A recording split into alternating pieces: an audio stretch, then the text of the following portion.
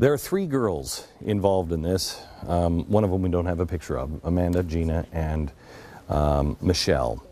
They are free now after spending more than 9 years in captivity.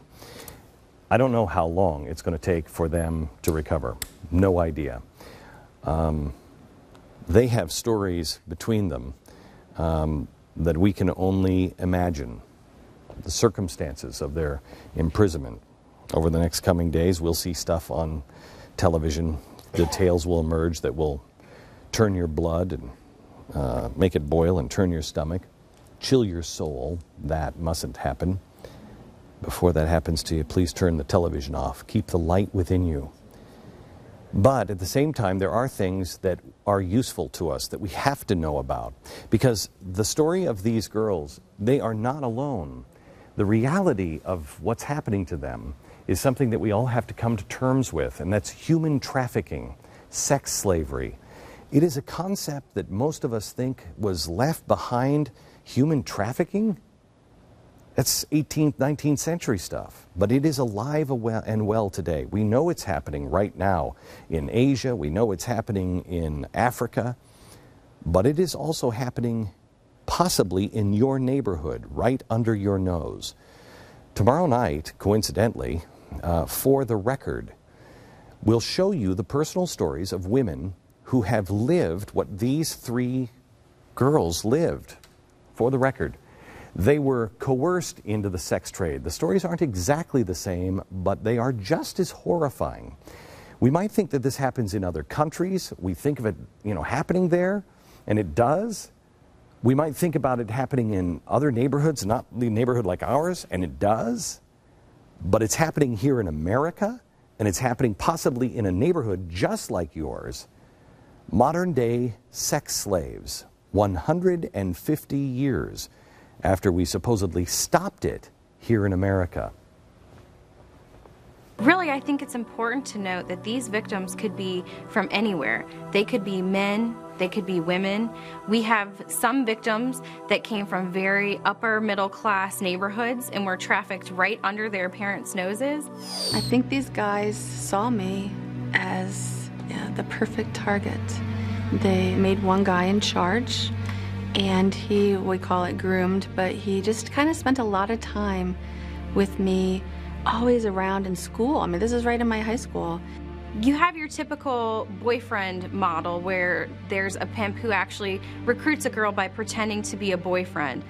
And one day he asked me if I wanted a ride home from school, and I was 15. And I thought, well, this is great, because by then I've got a crush on him. I said, sure. And we get into his car, and he didn't take me home. He took me to his house. I had that feeling inside that something wasn't right. This goes on in your small communities. Toledo, Ohio, for example, is a very big city with human trafficking, and the FBI actually considers Toledo as one of the recruitment cities. I thought, I know him. I go to church with this guy. He goes to my school. You're being silly, Teresa. And so I went to his house with him, and he was just like, hey, come on inside, I'll show you around. And again, I had that feeling, but I was like, no, it's gonna be fine. He likes me. And so I went inside and I got drugged, and then I got raped. And several days later, he came to me and said, we have pictures. And he blackmailed me. Do you notice you said a couple of things? I knew this wasn't right. I knew something had said, don't, this is not, no. It's exactly what I told you a few minutes ago. Don't dismiss that voice.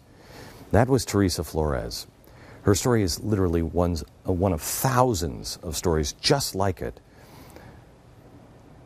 For her and the young women rescued in Cleveland, the nightmare may be over, but the healing is going to take an awful lot of time.